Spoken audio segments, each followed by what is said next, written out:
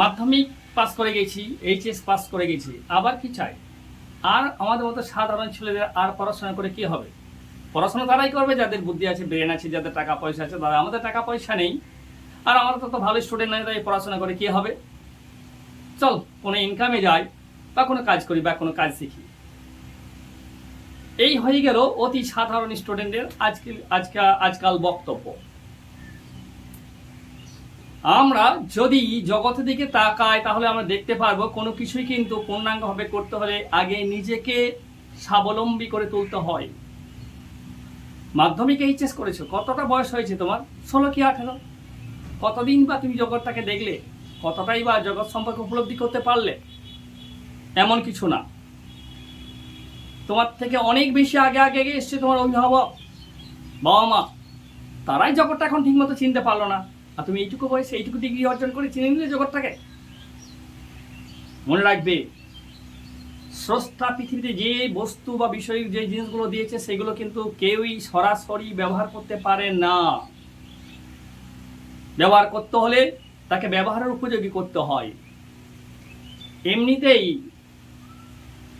সম্পদবিদরা বলেই দিয়েছে, কোনো বস্তু যতক্ষণ পর্যন্ত কাজে না লাগছে বা ব্যবহারের উপযোগী না হচ্ছে ততক্ষণ পর্যন্ত সেটা সম্পদই হবে না।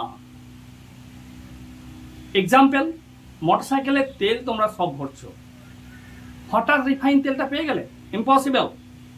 ক্রুড তেল আগে খনি থেকে তুলতে হয়েছে, তারপর সেটা রিফাইনারে প্রসেসিং করে, রিফাইন করে তারপরে তেলটা মোটরসাইকেলে ভরা হচ্ছে, মোটরসাইকেল চলছে। এবার ভাবো, যদি ক্রুড তেলটা রিফাইন না করে বা অর্ধ রিফাইন করা হয় এবং সেটা যদি মোটরসাইকেলে ভরা হয়, মোটরসাইকেল কি হবে? খিচিক কিছুদিন পরে মোটরসাইকেল ইঞ্জিন নষ্ট হয়ে যাবে। আকরিক লোহা, আমরা লোহার জিনিস ব্যবহার করি বিভিন্ন দৈনন্দিন জীবনে কাজে, কাঠ কাটতে হোক, মাটি কাটতে হোক। সরাসরি তাকে ব্যবহার করা যায় না। আগে আকরিক খনি থেকে উত্তোলন করে সেটাকে মেশিনে ভরে প্রসেসিং করে ব্যবহারের উপযোগী করা হয়, তারপর তাকে ধারালো করে অস্ত্ররূপে ব্যবহার করা হয়। আর এই রিফাইন করে পূর্ণাঙ্গভাবে যদি প্রসেসিং করে সেটাকে ব্যবহারের উপযোগী করা হয়, তারপর সেটা অস্ত্র তৈরি করে কাজে লাগানো হয়, তাহলে সেখান থেকে ভালো কাজ পাওয়া যায়, ভালো কাটারি করা হয়, ভালো কাঠ কাটা যায় সুন্দরভাবে। আর যদি ওই আকরিককে সঠিকভাবে পরিশুদ্ধ না করে অর্ধ পরিশুদ্ধ অবস্থায় যদি সেটিকে অস্ত্র বানানো হয়, তাহলে তার দ্বারা ভালো জিনিস কাটা যাবে না। সেটা কাটতে গেলে অনেক পরিশ্রম করতে হবে, আর জিনিসটাও ভালোভাবে কাটাকাটি করা যাবে না।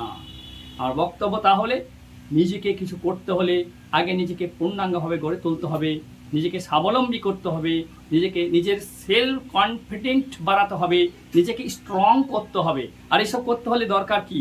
আরও বিদ্যা অর্জন, জ্ঞান অর্জন। এই অর্ধ বিদ্যা নয়, অল্প বিদ্যা ভয়ঙ্করী। কিন্তু ভেবো না তোমরা এইচএস পাস করে গেছো, মাধ্যমিক পাস করে গেছো, এমন কিছু হয়ে গেছে, তা কিন্তু নয়। তোমাকে জগৎটাকে বুঝতে হলে, তোমাকে নিজেকে স্ট্রং করতে হলে, তোমার ইন্ডিভিজুয়াল ক্যারেক্টার ঠিকমতো পরিপূর্ণ করতে হলে তোমাকে প্রয়োজন আছে কমপক্ষে যে কোনো শাখায় গ্রাজুয়েট ডিগ্রি অর্জন করা। গ্রাজুয়েট তোমাকে হতেই হবে। প্রত্যেকটি কাজে পূর্ণাঙ্গ আছে, শিক্ষারও সেরকম একটি পূর্ণাঙ্গ স্টেজ আছে। সেই পূর্ণাঙ্গ স্টেজে তোমরা পৌঁছাও, নিজেকে ধার দাও, নিজের ব্রেনকে ঘষে মেজে তৈরি করে জগতের উপযোগী হয়ে ওঠো, কাজ করো, সফলতা পাবে। অর্ধশিক্ষিতরা সফলতা যা পাবে তার তুলনায় আমি গ্যারেন্টি দিচ্ছি, নিজে সম্পূর্ণভাবে একটা স্টেজে পৌঁছে সেলফ কনফিডেন্ট বাড়িয়ে নিজে যদি স্ট্রং হও এবং কাজে যাও, তাহলে সাকসেসফুল অবশ্যই। তাছাড়া হোঁচট খাবে, ব্যর্থ হবে। Thank you.